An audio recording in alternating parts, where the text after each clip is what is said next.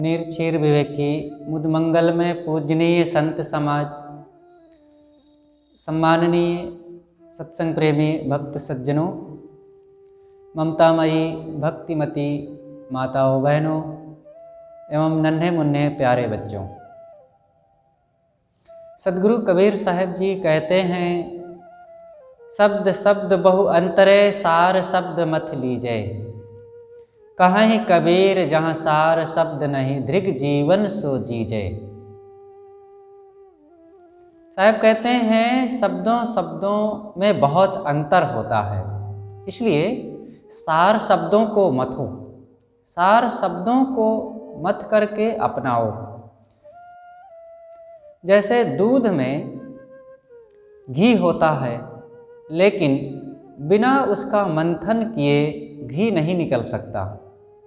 इसी प्रकार शब्दों में ही सार शब्द होते हैं, किंतु मथने की कला न होने से सार शब्द हमें मिल नहीं पाता। सदगुरु कहते हैं कि जहाँ सार शब्द ना हो, जिन वाणियों में, जिन विचारों में, जिन ग्रंथों में और जिन चर्चाओं में, ऐसी चर्चाओं को, ऐसी वाणियों को छोड़ दो, उनको अपनाने की जरूरत नहीं। उसमें भवबंधन मिलेगा, दुख बढ़ेगा और तन मन की उपाधि बढ़ेगी। तो सार शब्द क्या है?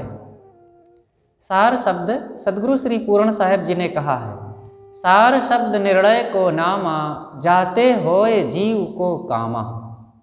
सार शब्द निर्णय वचन को कहते हैं और निर्णय वचन से ही जीव का कल्याण होता है। निर्णय वचन के प्रेमी होना चाहिए, निर्णय वचनों को हमें अपनाना चाहिए और निर्णय वचनों से हमारे मन की भ्रांति मिटेगी, दुख मिटेगा, कर्म सुधार होगा और विषयाशक्ति मिट करके हमारे मलिन संस्कार समाप्त होंगे। तो निर्णय शब्द क्या है? निर्णय कहाँ से मिलेगा? निर्णय बोधवान रहनी संपन्न संत गुरुजनों से मिलेगा। निर्णय कहते हैं कारणकारी व्यवस्था को।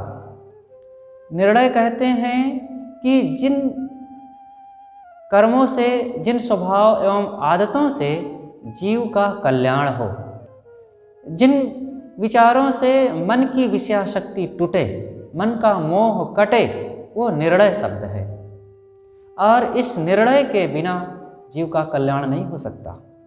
मन को खुश करने वाली बात, मन बहलावन बात, ये लिपापोती वाली बात तो बहुत लोग करते हैं।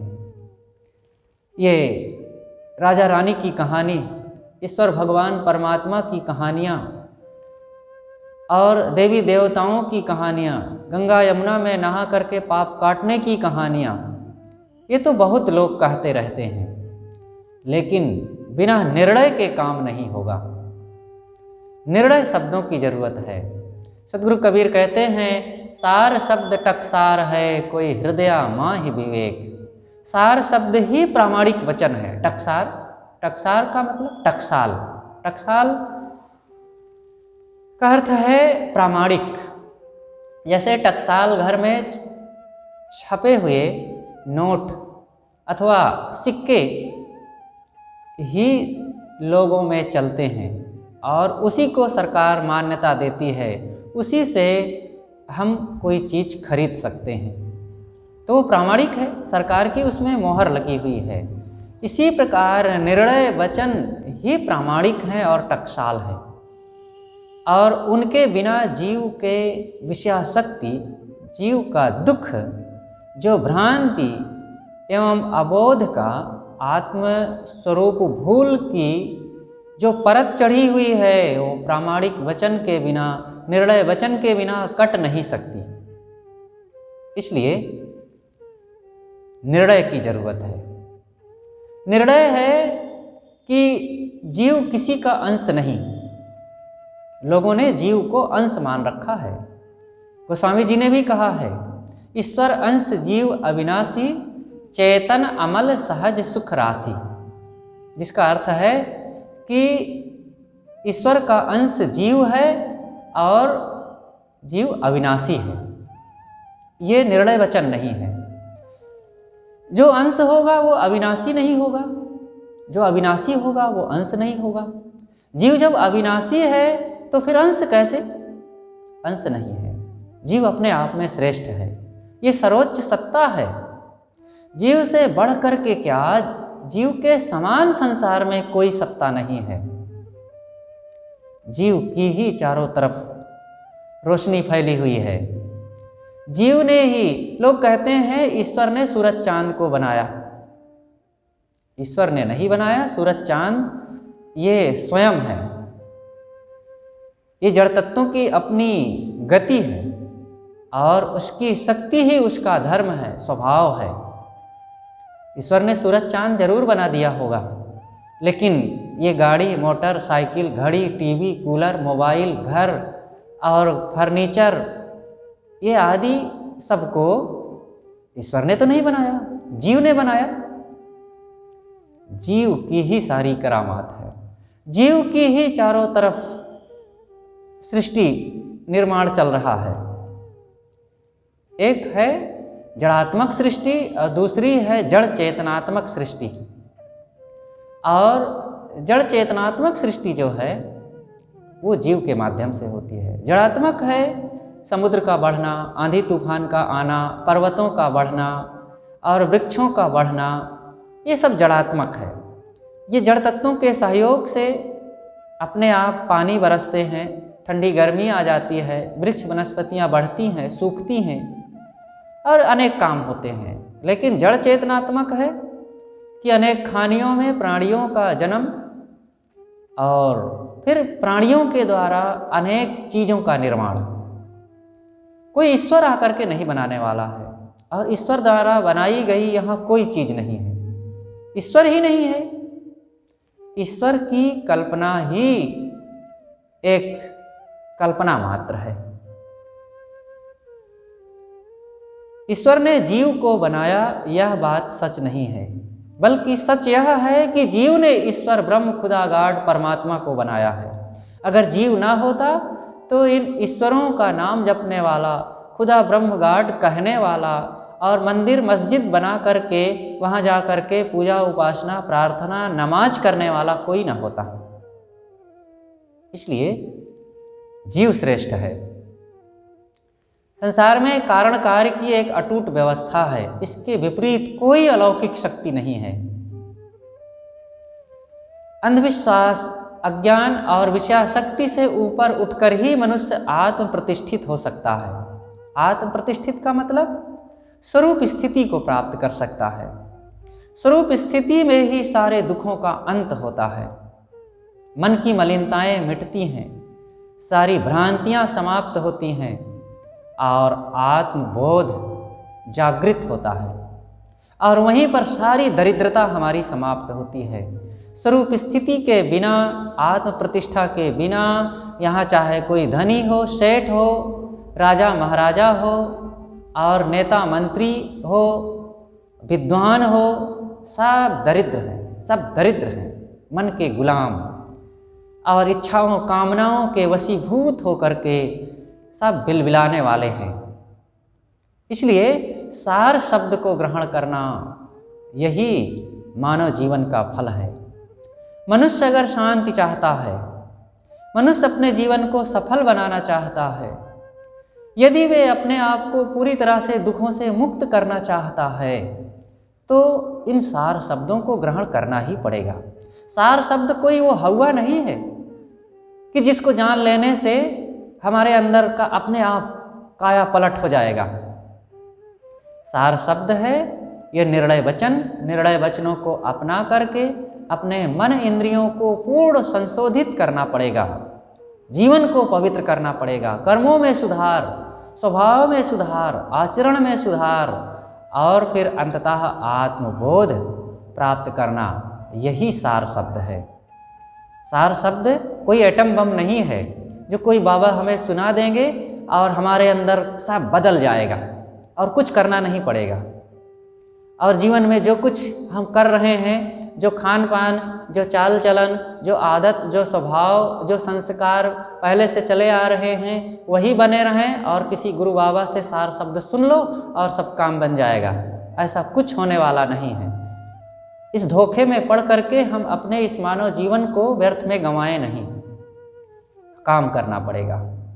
गुरुजन स्वयं रहनी संपन्न बने और अपने जीवन में निर्णय शब्दों को अपना करके दूसरों में आदर्श दिखावें और दूसरों को मार्गदर्शन करें। बस इतना ही उनका समाज के लिए सबसे बड़ा उपकार है।